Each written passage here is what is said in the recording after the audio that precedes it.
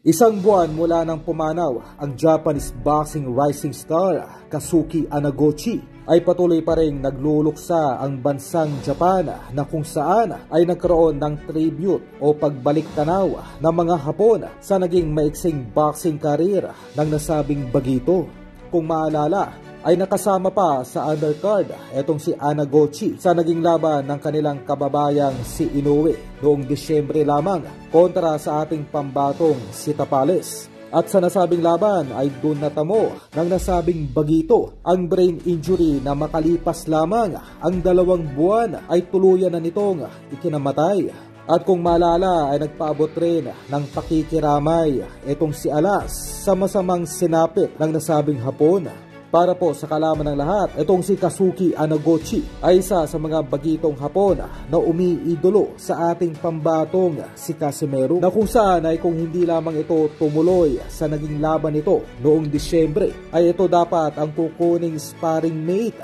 ng Treasure Boxing Promotion para kay Alas sa paghahanda nito noon kay Ogoni. Sa kabilang balita ay naaksidente ang former 4 Division Champion Nito Donaire, na ayon naman sa mismong post nito ay bagyang bumangga lamang raw ang minamaneho nitong sasakyan. At sa huling balita, sa edad na 57 ay wala pa rin kupas sa training ang tinaguriang the youngest heavyweight champion noong dekada 80 na si Mike Tyson para sa muling pagbabalik nito sa ibabaw ng ring ngayong Hulyo 20 kontra YouTube sensation Jake Paul. Ganoon pa man ay pinag-aaralan pa ng American Boxing Organization kung ikakategorize bilang isang exhibition lamang ang magiging laban ng dalawa o official itong itatala bilang isang professional bout.